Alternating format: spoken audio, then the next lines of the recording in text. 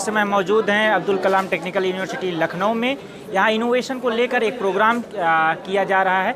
आइए यहाँ के छात्रों से समझने की कोशिश करते हैं कि प्रोग्राम क्या है और क्या नई चीज़ें, इनोवेशन से जुड़ी चीज़ें हैं, तो थोड़ा समझने का प्रयास करते हैं। क्या आप लोग क्या नया कर रहे हैं? सर बेसिकली क्या है कि हम लोग जो अभी बेसिकली जो होता है कि लैंड फिलिंग होती है, तो ऐसे हम लोग डंप कर देते हैं कहीं पे जाके वेस्ट, ऐसे हमारा हर जगह होता है, मोस्टली हर सिटीज़ में होती हैं।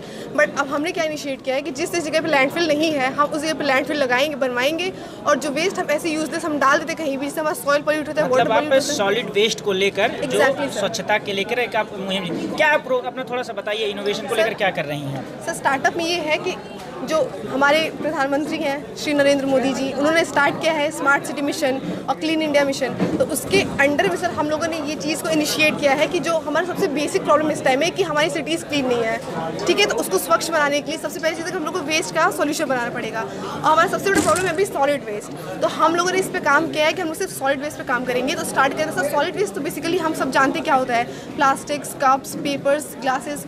तो बेसिकली ये वो वेस्ट होता है जो कि बहुत हार्मफुल होता है हमारे नेचर को, हमारे सॉइल को। तो हमारा जो लैंड होता है एग्रीकल्चरल लैंड, वो हमारा हार्म हो जाता है। अच्छा, तो थोड़ा सा अपने इसके विषय में बताएं थोड़ा सा, किस तरह से आप काम कर रहे हैं? सर ये harmful effects of solid waste है। सॉलिड वेस्ट से जो भी हार्मफुल इफेक्ट्स हो सकते हैं वो इसमें दिखाए गए हैं, जैसे कि कैंसर से हो सकते हैं, और लो बर्थ वेट हो सकता है, और वॉमिटिंग हो सकती है, और ये बीमारियां हो सकती हैं सॉलिड वेस्ट से। अगर सॉलिड वेस्ट जो आप कह रहे हैं लैंड फिल कर देंगे तो क्या बेहतर किया जा सकता है? इसका प्रॉपर मैनेजमेंट करके ही कैसे मैनेजमेंट, कैसा मैनेजमेंट? वही हमने यहाँ पे दिखाया है कि जो भी वेस्ट डिस्पोजल होता है उसका सिस्टमैटिक वे क्या है।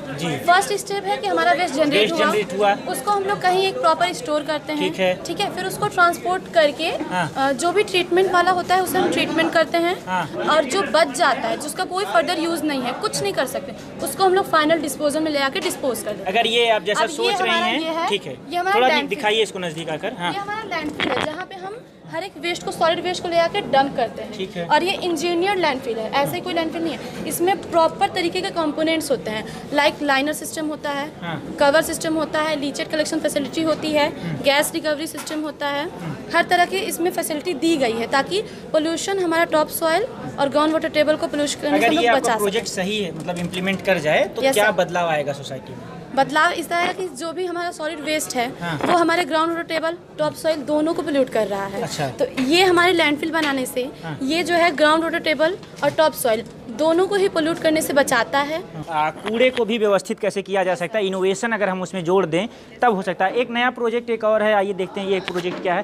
सर हमारा प्रोजेक्ट बेसिकली थर्मल इंजीनियरिंग पे बेस है, जो कि कंप्रेसरलेस रेफ्रिजरेटर। प्रोजेक्ट का हमारा नाम है sir compressorless refrigerator control with the help of IoT। हम जो ये प्रोटोटाइप बनाए हैं अपना, इसमें हमने कंप्रेसर को बिल्कुल रिमूव कर दिया है। अच्छा। जिसकी वजह से क्या है कि हमारा कॉस्ट बच गया। कंप्रेसर का सर कॉस्ट अगर मार्केट में आज के डेट में दिखाए तो 5 या 6 हज़ार रुपये होता है। तो आप कई सर्टिफिकेट रखें, ये क्या सर्टिफिकेट? सर ये प्रोजेक्ट हम इसी प्रोजेक्ट के थ्रू सर हम स्मार्ट इंडिया हैकाथॉन, जो कि गवर्नमेंट ऑफ इंडिया के थ्रू इनॉग्रेट होता है, जो कि नरेंद्र मोदी गवर्नमेंट में शुरू हुआ है स्मार्ट इंडिया प्रोग्राम? पिछले 2 या 3 साल से स्टार्ट हुआ है। क्या चेंजेस आए? गवर्नमेंट जैसे इन्वॉल्व हुई, मोदी सरकार ने इन्वॉल्व किया अपने से, तो क्या बदलाव इनोवेशन के सेक्टर में आ रहा है? सर हमें ये लगता है कि अगर सरकार की तरफ से जो भी रिम्बर्समेंट मिलते हैं स्टूडेंट्स को किसी भी सेक्टर में, चाहे वो इनोवेशन हो, चाहे वो किसी भी एरिया में हो, तो उसके थ्रू बच्चों के अंदर जो भी मतलब अंदर से जो प्रोत्साहन या फिर जो भी अंदर से वो आता है करने के लिए, मानव संसाधन विकास मंत्री MHRD ने इसको दिया है, प्रकाश जावड़ेकर जी के थ्रू। सर क्या बदलाव इन 5-6 सालों में या मोदी गवर्नमेंट जब आई है? हाँ, जैसा कि सर हम आपको बताना चाहेंगे कि आज इनोवेशन के फील्ड में पहले 2014 और 15 की रिपोर्ट देखें कि जो हमारा भारत देश इनोवेशन के फील्ड में 81 पोजीशन पे था, आज वही देश हमारा 57 पोजीशन पे आ चुका है। इनोवेशन के क्षेत्र में बहुत भारी बदलाव आ रहा है। अच्छा। और आज आने वाले समय में हमारा देश कितना आगे बढ़ेगा वो अभी से ही लग रहा है। आज हमारे doctor APJ Abdul Kalam technical university में एक ऐसा एग्जीबिशन किया गया कि जिसमें बहुत सारे बच्चों ने अलग अलग टाइप के बहुत ही अच्छे प्रोजेक्ट, बहुत अच्छे प्रोटोटाइप डेवलप किए हैं, जो स्टार्टअप के बहुत ही अच्छे योग्य हैं। और आने वाले समय में देखते हैं। आनंद जी युवा साइंटिस्ट हैं यूथ में, और कई इनोवेशन आपने किए हैं खुद, तो उस पर हम चर्चा करें। पहले ये प्रोजेक्ट देख लेते हैं, क्या है ये प्रोजेक्ट, थोड़ा बताइए आप लोग। सर ये इवेपोरेटिंग कूलर है सर। अच्छा, कूलर है ये सामान्य कूलर से क्या अंतर? बिल्कुल अलग है सर, क्योंकि सर सामान्य कूलर में हम पत्तियां यूज करते हैं किनारे पे, ताकि उससे घास लगाते हैं। हाँ। लेकिन इसमें हम क्ले पाइप यूज़ करते हैं सर। ये देखिए, ये मिट्टी का बना है, इन्होंने पकाया है इसको पूरा। ये बनाने से फ़ायदा क्या है? इसको बनाने से फ़ायदा ये है कि जो सराउंडिंग का टेम्परेचर है उससे हम लोग को 5 से 7 डिग्री सेल्सियस तक कम टेम्परेचर मिलता है। सर इसमें ये होता है कि हमने पंप यूज नहीं किया है इस कूलर में। सामान्य कूलर में आप देखे होंगे पंप यूज किया जाता है। हाँ, थोड़ा दिखाइए, थोड़ा नज़दीक से। बिल्कुल आके देख सकते हैं। हाँ, पंप आप बोलते हैं। दूसरा ये है कि सर पंप न लगाने की वजह से इलेक्ट्रिसिटी कंज्यूम कम होगा।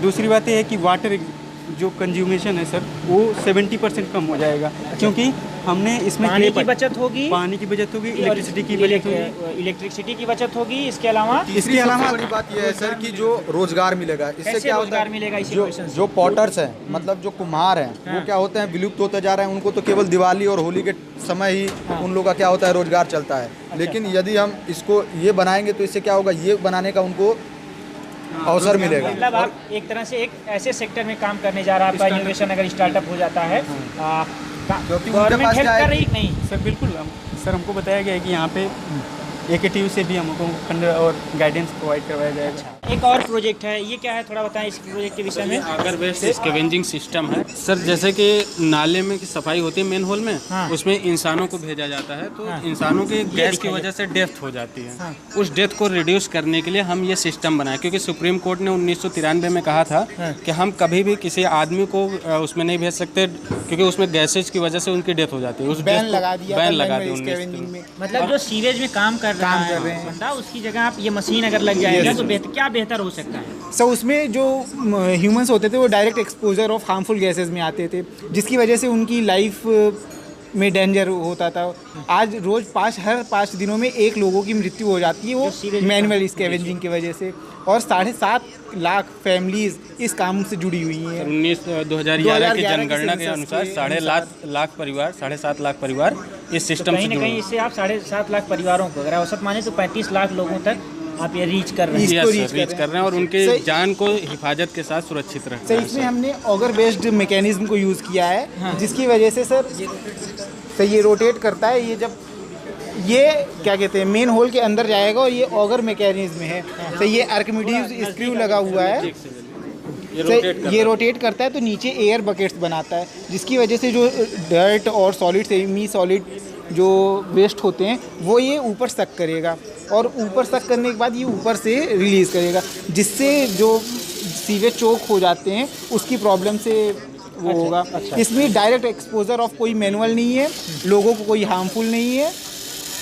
ठीक है आनंद जी, थोड़ा हमें बताएं, आप लगातार लंबे समय से काम कर रहे हैं इनोवेशन को लेकर, क्या मतलब अगर हम बात करें इस तरह के प्रोग्राम क्या पहले भी हुआ करते थे? सर जैसा कि हम आपको बताना चाहेंगे कि इनोवेशन के फील्ड में मैं आज 2013 से इसमें काम कर रहा हूँ, और जहाँ भी जितने भी जहाँ एग्जीबिशन लगते हैं तो वाकई वो उनको जो है एक खबर के पेज में रहकर वो रह जाते हैं, उनकी जो टैलेंट होता है वो मर जाता है। तो हम ये भी चाहेंगे कि सभी मीडिया वालों से हम निवेदन करेंगे कि उनकी सिक्रेसी को बनाएं और उनको मदद करें, कि ताकि उनको उनके प्रोजेक्ट को एक सेफ रखा जाए और उनके पेटेंट भी कराया जाए, और पेटेंट के बाद उनको स्टार्टअप मिले। और जैसा कि आपने पूछा कि पूरे भारतवर्ष में इनोवेशन के क्षेत्र में कितना काम हुआ है, 2000 जैसे कि मैंने बताया कि 2013 और 14 के समय में पूरे विश्व की ग्लोबल इनोवेशन इंडेक्स GII एक संस्था है जो ये निर्धारित करती है कि कौन सा देश किस पोजीशन पे है।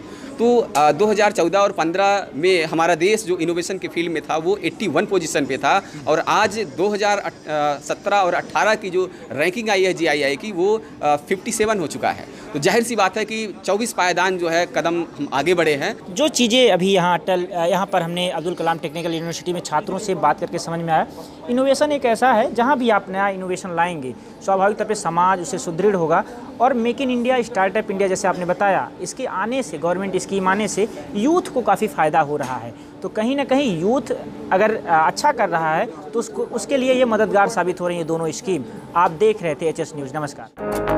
HS न्यूज़, जहां खबरों का सिलसिला रुकता नहीं। लेटेस्ट न्यूज़ और अपडेट्स के लिए हमारे YouTube चैनल को सब्सक्राइब करें और बेल आइकन को दबाना ना भूलें।